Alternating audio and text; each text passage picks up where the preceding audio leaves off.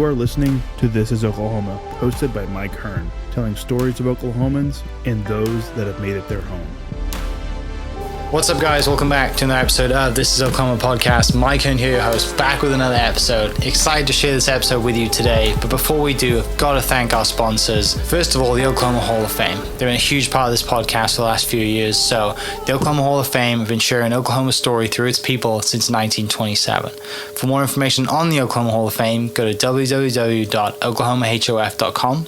And for daily updates, go to OklahomaHOF on Instagram and give them a follow. Our other sponsor today is the Chickasaw Nation. Now, the Chickasaw Nation have sponsored pretty much everything in Oklahoma. They're a huge supporter of Oklahoma, and it's an honor to have their name and their brand supporting this podcast. So a huge shout out to Governor Anatobi for supporting this podcast. It really means a lot. Our third sponsor is Diffie Ford Lincoln down in El Reno. Now, this one makes me so happy because these guys are great friends of mine, play a lot of golf together. I've bought my cars from them. Do most of my oil changes down there, have a cup of coffee, hang out down in El Reno. It's a good spot to go. And not only are they great friends, but they provide a great service. So for over 60 years, third generation family owned Oklahoma business down in El Reno. They're also in Bethany as well. So people in the Bethany area know the Diffies really well. But if you're looking for anything new, used, Ford, Lincoln, or whatever, I'm sure they could find anything you want. Check them out, diffieford.net, and then on Instagram at diffiefordlincoln. This episode is brought to you by the Doghouse OKC. Recently, I have been in need of some doggy daycare for my two pups, and the Doghouse have come in clutch. The team over there are incredible. They've taken care of my two golden doodles, and so it's been an honor to partner with them on the podcast and share the love. And the one thing that I do with the sponsors that I have is stuff that I use and recommend, like the Diffies with my car, Hall of Fame. They're awesome. Citizens Banks, where I bank. Chickasaw Nation, huge supporter of Oklahoma. And adding to that is the Doghouse. And so if you're in need of doggy daycare in the day or boarding overnight, they do grooming and other cool things too. But I've had a fantastic experience, and it's an honor and a privilege to share this with you too. So go to thedogHouseOKC.com and follow them on Instagram at thedogHouseOKC. And hopefully our pups will run into each other. What's up, guys? Welcome back to another episode of This is Oklahoma. Mike Hearn here, host, back with another episode. We are at the Oklahoma City Zoo today, and it gives me great pleasure to introduce to you our guest, Mandy Heaps. Mandy, thank you so much for allowing us some time in your busy schedule. I know it's fundraising is never easy, and I know that's a huge part of your job, but it's 100 years of Oklahoma City Zoo, which is amazing. 100 years of anything in Oklahoma is phenomenal, right. Especially when the country's history is so kind of. I'm from the UK, so our history is a lot more, right? You've been around a little longer. I've been around a little more longer, but I love it here and I love history, and so it's really cool because it's not that long ago. No. But before we start, tell everybody listening kind of who you are, what your role is at the zoo, and we'll dive into talking about some 100-year celebration stuff. Fantastic. I'm the executive director for the Oklahoma Zoological Society, and the Zoological Society was founded back in the mid-50s as a support organization for the Oklahoma City Zoo, and we have lived several lives in that role, and most recently we have fully embodied our role as the official fundraiser for the Oklahoma City Zoo. We exist to connect the community through philanthropy to animals, to our exhibits, and to our conservation initiatives. So it's a really exciting position to be in, especially at this time with 100 years, with new exhibits, with more exhibits coming. We had our annual gala back on June 7th, which was the official 100th year, of our living in this very location right here. And that gala's theme was Roaring Forward, and I feel like Roaring Forward kind of explains what we've been up to for the last several years and what we're continuing to do as we move forward with new exhibits. Every day is different, right? Yeah. And obviously people think of the zoo and just animals, but you got the amphitheater here, you got the Science Museum, which is next door. You guys obviously have a relationship with, Remington's across the street. Like, there's so much kind of in this adventure district, as well as we just had softball. Right. It's a huge draw and giving people things to do, and then. Just so many things going on, right? There's so much things to raise money for, right? There really are. The great thing too is it's not just obviously we're here in the summer now, kids are out of school, the parking lot's full, but there's a lot of adult activities here as well that goes on. That's not just, like I said, there's galas, there's the, the sip and strolls. Yep. It's everybody. It's everybody. And we're preparing for Zoo Brew in September. But I think even beyond the events, Mike, we're seeing more and more adults come here just without kids. And it's funny because we will see them walking around. And I passed a couple while we were setting up for gala, and they were asking what was going on. And they were kind of apologetic that they weren't here with kids. And I said, no, please keep coming and don't bring your kids. Right. Adults, it's actually sometimes as someone who doesn't have children, a little more fun when you're not, running around and the kids are chasing after squirrels and you're going, there's a lion. Why do you care about the squirrels? So no, adults should come to the zoo often and not just for special adults only events. Well, and we truly never grow up, do we? No. Right? So that little, that 8-year-old kind of girl or an 8-year-old boy in us is just like, it's a lion, it's a penguin. We talked about kind of hopefully you guys having penguins some year. It's a gorilla, whatever it is. It's still fascinating. Well, it is, and I think sometimes too, there's so much information that the zoo provides about all the different exhibits and the different animals and about where they're at in terms of if they're extinct or at risk or endangered. And I think depending on what your age is as a kid, that information kind of goes over your head or doesn't. But I think a lot of the educational information that we provide is so much more compelling as an adult because you've lived longer. You can take it into a larger context of the larger world around you. If you have traveled to other countries or other parts of this country, you just have a greater perspective and understanding of what it is we're trying to communicate and how animals and wild places, we're a botanical garden, so there's a lot of information about plants and native species that just, you get a greater appreciation for those things, I think, the older you get. I'm biased. As I just continue to get older, I think getting older is cool and where you want to be, and being young is not the most important thing. And so, getting older, you just have a better perspective on these things. Yeah. So we tried just a little bit previously. You've been here 3 years as of June 1st. Yeah. Tell me a little bit about kind of where you grew up, what gets you kind of into, from now to growing up to getting into this role. Like, where'd you go to college, or what's your kind of background in animals or fundraising? Sure. I did not grow up in Oklahoma. I grew up in Sarasota, Florida, and even a tinier bedroom community called Osprey that was just sort of tucked in between Sarasota and Venice. I came to Oklahoma to attend Oklahoma City University as a dance major, and I, getting into what you think you want to major in is so arbitrary for so many of us because, as a 17, 18-year-old thinking I was going to dance for the rest of my life, women especially only get to dance until they're about 25, 30, and then you really have to start the rest of your life. And so that didn't stick, but what did stick was Oklahoma. I'd made friends, I'd made some connections. I was just glad to not be in Florida. No shade on Florida. I could have lived anywhere, and I just didn't want to be where I grew up. I wanted to be somewhere different.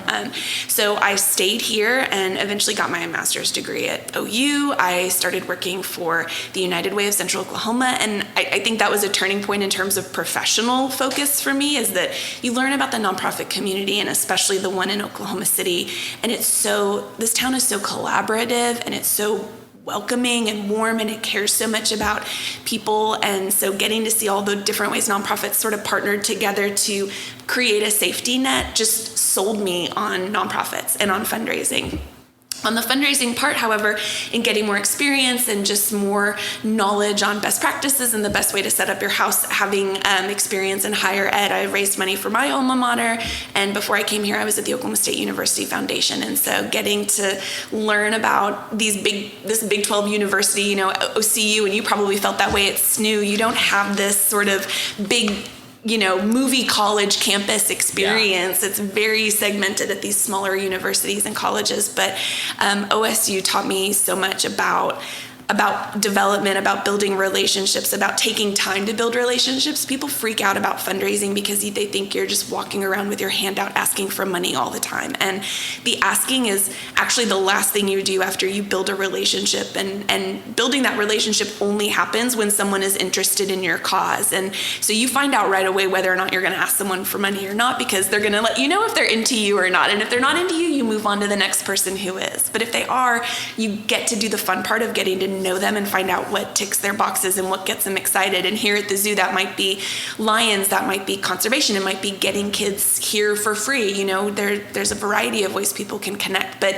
by the time you're ready to make and ask for a gift, they're ready, they're prepared for it, and you know what and how that's going to go. So fundraising is exciting, especially if you like people and you like to kind of find out what makes them tick. Yeah, and a lot of people probably think of fundraising like, I just gotta ask people for money all the time, and it's so scary, right? Because you're right, nobody wants to do that, right? And it's selling, but like you said, when you're at OCU, when you're at Oklahoma State, I had a couple of friends actually who were in the foundation.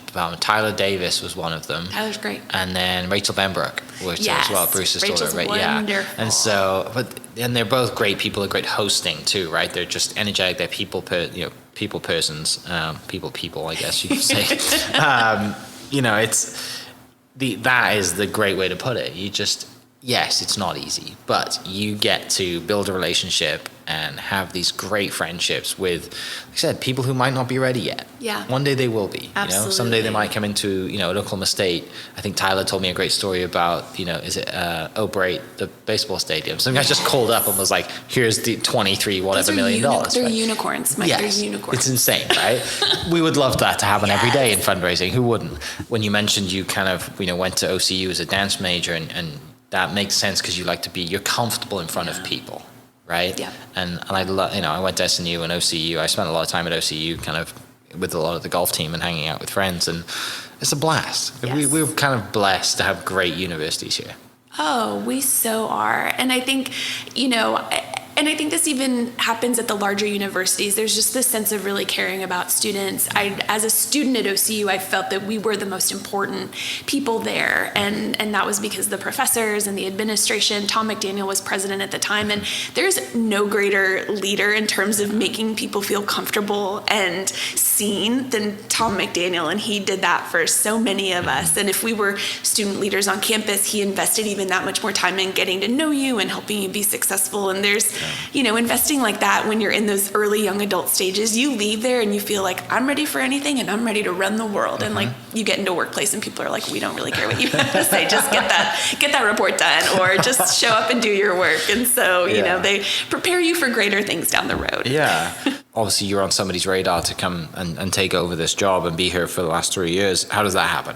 So really how it happened was a girlfriend of mine called and I was starting to feel ready to look for something new. I had been president of the junior league from 2019 to 2020. My term finished up just as COVID was hitting in the first couple months. And so, following that, it was just more about survival and sort of figuring out what life looked like amidst this pandemic. But in 21, I was starting to think a little bit more about what my next step would be and how do I take this experience that I had at the junior league, which when you're president of the league, you are running a small nonprofit for a year as a volunteer on top of your full-time job. And so I felt that I'd gained some experience, that I was ready for something that was more leadership based. I was ready and I love Stillwater. I want to be really clear. I love Stillwater and I love OSU. I was ready to stop commuting on I-35. I say that though, and shout out to our guy Hetty, because I love stopping for Missy's Donuts on the way. Like there are things about that drive that I miss, but it's not the time lost. I do not miss. So I was just ready for something new, and a girlfriend of mine reached out and said, I saw this job and I read this description and it sounds just like you. And that was such a gift because I really wasn't looking at the time. And so I applied, went through the motions, and here we are 3 years later, and I just feel so fortunate. Yeah.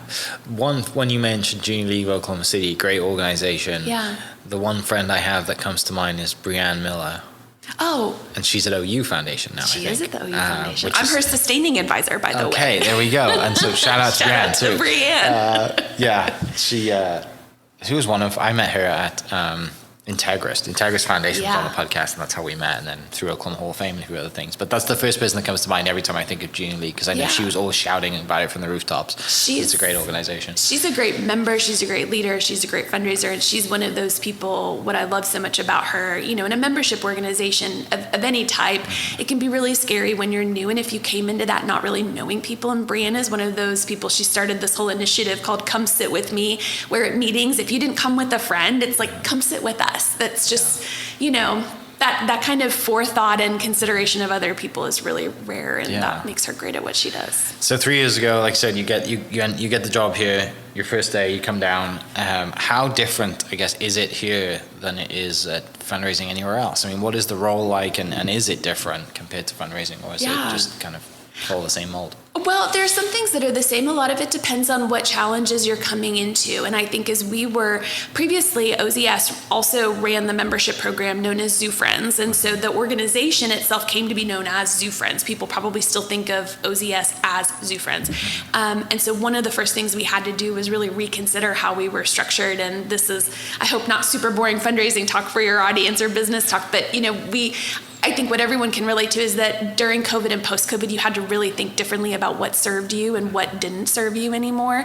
And what didn't serve us anymore was running the membership program. And so the zoo, it took us a year to sort of restructure our arrangement, but the zoo now runs the membership program as part of its complete admissions program. It's easier to turn a guest into a member than it is to turn a member into a donor, which is somewhat counterintuitive, but that's what the data tells us.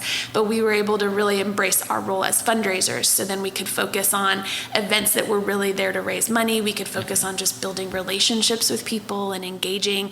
There are companies that have come out of the woodwork because they realize the value in aligning with the zoo's mission and supporting exhibits or educational programs. And so it took a year to get to that point.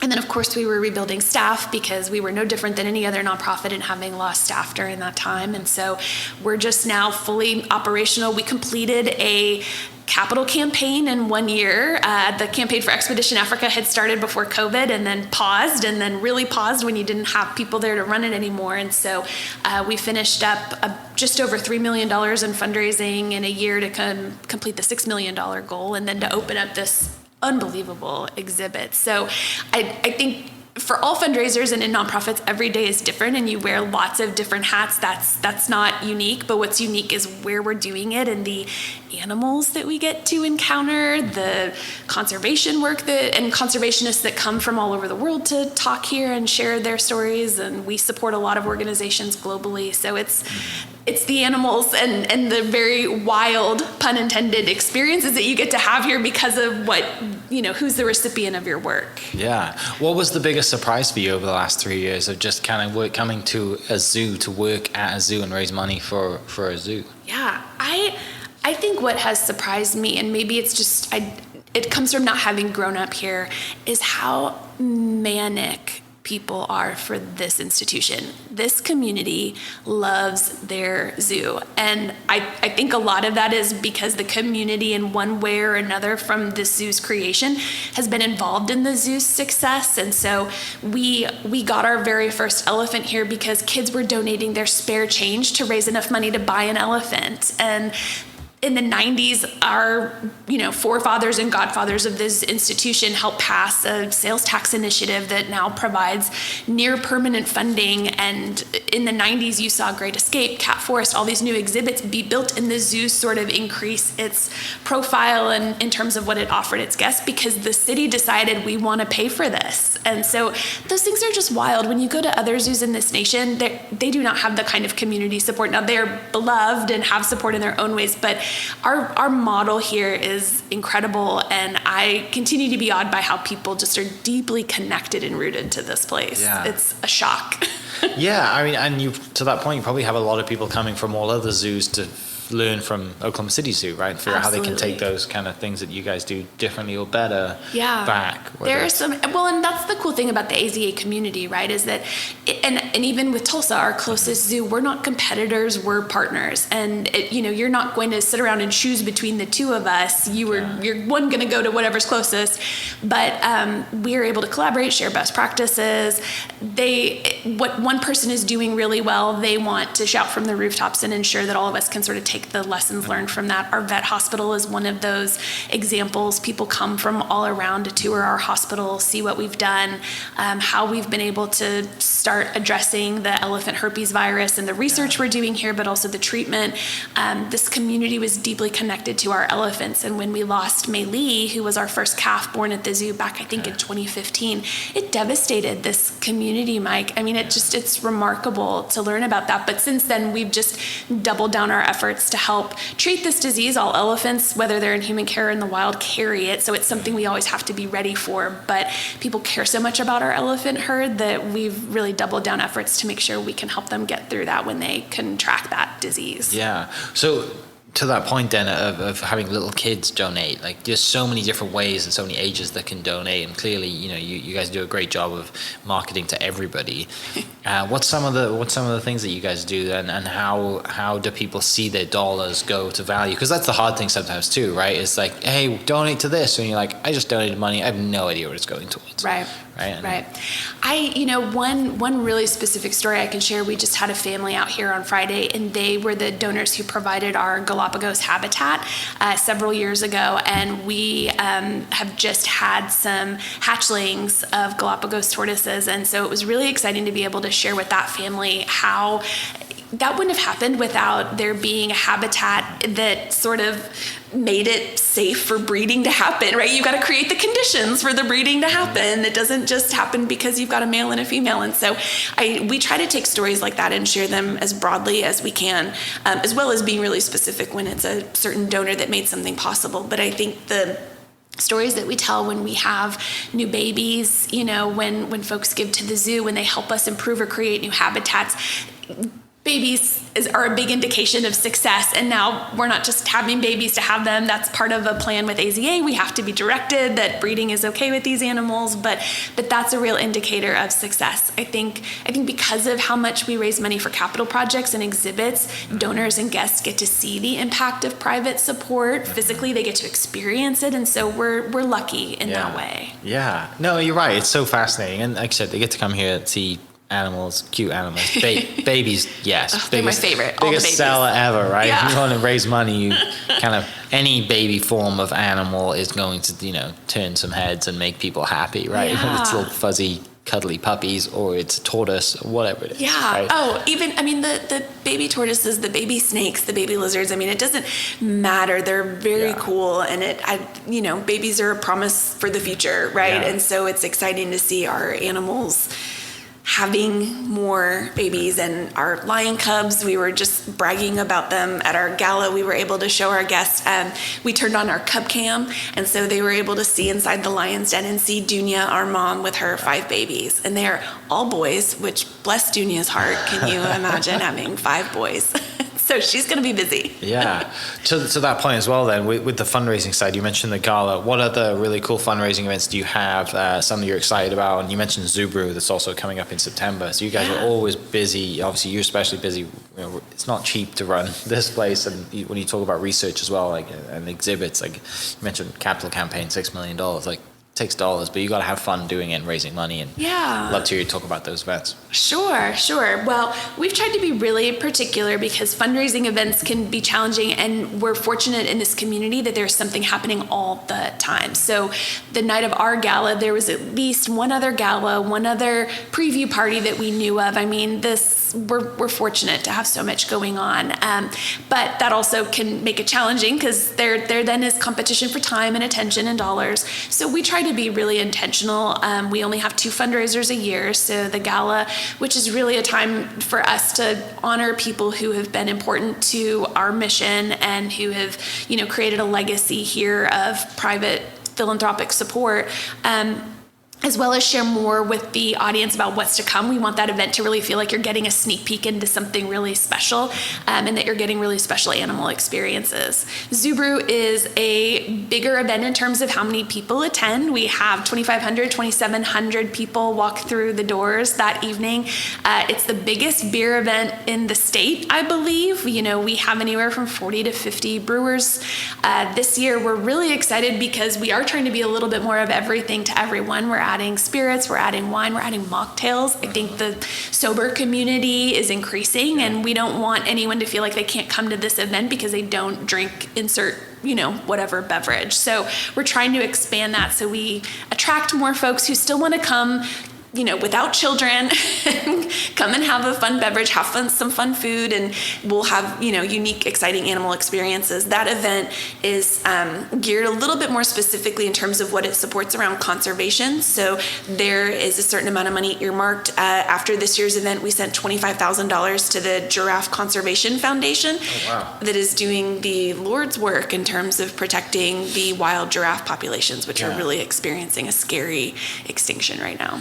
That's the sad and tough part, right, about animals when you talk about extinction and around the world, and knowing that, you guys can sit in Oklahoma City, send $25,000 and actually have a real impact. It goes so far and makes such a difference. And that work where you're trying to get people in one country to connect to what is happening in a country that feels worlds away, it can be a really challenging message. And so conservation partners really do rely on us and those other zoos and institutions that fund them to help keep their program working. Because our giraffe here are very cool, and our giraffe herd has been growing. Azizi, our baby, is 8-9 months now. But they're ambassadors for the giraffe in the wild who are falling victim to poachers. They're getting caught in snares that are set for other wildlife. It's really challenging over there. They're dealing with habitat loss due to climate change and due to humans taking over spaces. And that's all animals across the world. I mean, those are the two biggest challenges that animals are facing when it comes to habitat loss. And so we have our animals here to serve as ambassadors and to get people inspired about those species. And then we do the work through both our fundraising, and then the zoo has a program that they call Roundup for Conservation, where when you're making any purchase here, you can round up a couple cents and that money goes to conservation. And that program is the other piece that sort of provides additional funding for us to send off to all of the great conservation organizations doing the work on the grounds. Yeah. Have you had any opportunities to travel yet? I really have. And that is a very fortunate part of my job, and I feel lucky to be asked to do this. So the zoo brought back their travel program in 22, and we are in our third year of offering to the public group travel opportunities. And so last July and August, I was in Tanzania in Africa, and we did 2/3 of our trip in Tanzania, and then we did Rwanda, where we got to do the hiking with the mountain gorillas and visit the Ellen DeGeneres Diane Fossey Gorilla Center. And Mike, I don't even have the words for how incredible that experience is. And you get in these trucks and you're out on safari, and it doesn't matter what you see. You're like, look at that gazelle, look at that zebra. And then by the end of the trip, you're like, if I see another zebra, and if I don't see a lion soon, I am going to riot in this truck. But you see everything, and you see these animals really behaving the way they do here on exhibit. Our lions are just as lazy out in the wild, sleeping for hours on end, as they do in Lion Overlook here at the zoo. But connecting, seeing those animals in the wild, seeing and meeting the people who do conservation work, the native people who do work to protect species, the organizations that are helping. We visited this one, I don't want to call it a camp, I'm not really sure what, just homestead, I guess, of a Maasai tribesman, and he had been receiving funding to build what they called like this living fence where he could house his livestock so that they wouldn't be attacked by wildlife. That's mostly why wildlife are killed in their native land, is by people who don't want them attacking their ability to live and make money, which is through their livestock. And so just learning all those connecting factors, but then seeing how your conservation dollars help to mitigate that conflict.